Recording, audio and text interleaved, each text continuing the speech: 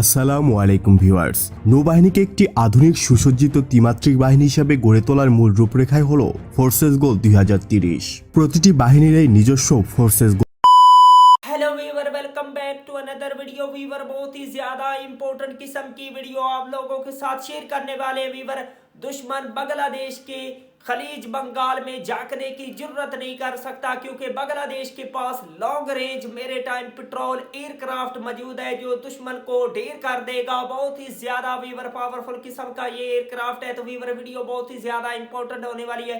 अभी तक आप लोगों ने हमारे चैनल को सब्सक्राइब नहीं किया हुआ, जल्दी से हमारे चैनल को सब्सक्राइब कर लीजिएगा। तो without wasting the time video को स्टार्ट करते हैं।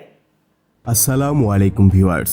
নৌবাহিনীকে একটি আধুনিক সুসজ্জিত ত্রিমাত্রিক বাহিনী হিসেবে গড়ে তোলার মূল রূপরেখাই হল ফোর্সেস গোল 2030। প্রতিটি বাহিনীর এই নিজস্ব ফোর্সেস গোল রয়েছে, যাদের মূল লক্ষ্য অন্য বাহিনী থেকে আলাদা ও ভিন্ন।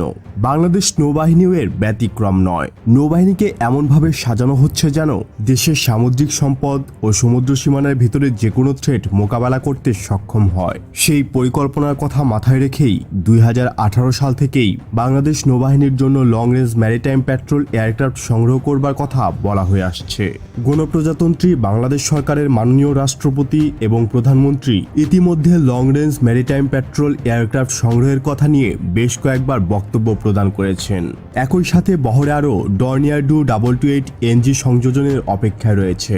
এদিকে মাননীয় রাষ্ট্রপতি দুটি অ্যান্টি সাবমেরিন হেলিকপ্টার সংযোজনের কথাও উল্লেখ করেছেন। সেই থেকে ধারণা করা হয় 2025 সালের ভেতরে নৌবাহিনীর ম্যারিটাইম এয়ারক্রাফট ফ্লিট গঠন করা হবে। তো যাই হোক, আজকে আলোচনা করব নেভির জন্য সম্ভাব্য বা উপযোগী একটি অলরাউন্ডার এয়ারক্রাফট নিয়ে, যেটি বাংলাদেশের বিশাল সমুদ্রসীমা নজরদারির পাশাপাশি যে কোনো থ্রেটকে মোকাবেলা করতে সক্ষম। বলছি লং রেঞ্জের ম্যারিটাইম পেট্রোল এয়ারক্রাফটের কথা। এয়ারবাস মিলিটারিয়ার নির্মিত কাসা C295 ট্রান্সপোর্ট বিমানের ম্যারিটাইম পেট্রোল ভার্সন রয়েছে, যেটি C295 পারসুয়াডার নামে পরিচিত।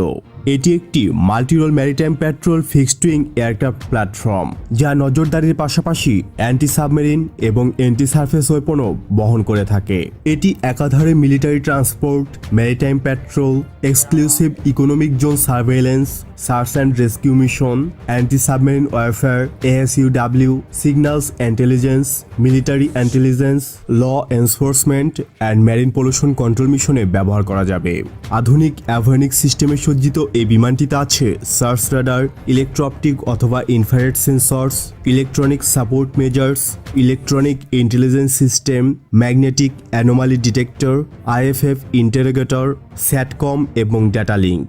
অস্ত্র হিসাবে MU-90 এয়ারলঞ্চ টর্পেডো ব্যবহার করে, যেটির রেঞ্জ 23 কিলোমিটার। এছাড়া এটি মাল্টি অ্যান্টিশিপ মিসাইল বহন করতে পারে, যেগুলোর রেঞ্জ 25 থেকে 30 কিলোমিটার। আপনারা জানেন বাংলাদেশ সেনাবাহিনী ইতিমধ্যে কাসা C295W ব্যবহার করছে। বিমান বাহিনীও ভবিষ্যতে AN-32 রিপ্লেসমেন্ট এবং AWS-CS প্ল্যাটফর্ম হিসেবে কাসা C295 কনসিডার করতে পারে। বাংলাদেশ নৌবাহিনীর উচিত সিমিলার প্ল্যাটফর্ম চুজ করা। তবে এরকম long range maritime petrol aircraft প্ল্যাটফর্মের আগে নৌবাহিনীর আরও বেশ কিছু ম্যারিটাইম হেলিকপ্টার ক্রয় করা প্রয়োজন, কারণ নৌবাহিনীর ফ্লিট সাইজ এবং লজিস্টিকের জন্য সব মিলিয়ে 10 থেকে 12টি হেলিকপ্টার থাকা প্রয়োজন, যেখানে মাত্র 2টি হেলিকপ্টার রয়েছে। তো বাংলাদেশ নৌবাহিনীর long range maritime petrol aircraft হিসাবে কাসা C295 পারসুয়েডার কেমন হবে সেটা জানিয়ে দেবেন নিচের কমেন্ট বক্সে। আজ এই পর্যন্তই। নতুন কোনো ভিডিও নিয়ে খুব দ্রুতই হাজির হব ইনশাআল্লাহ। সে পর্যন্ত ভালো থাকুন, সুস্থ থাকুন, ইনফরমেটিভ বাংলার সাথে থাকুন। দেখা হবে আবারও। আল্লাহ হাফিজ।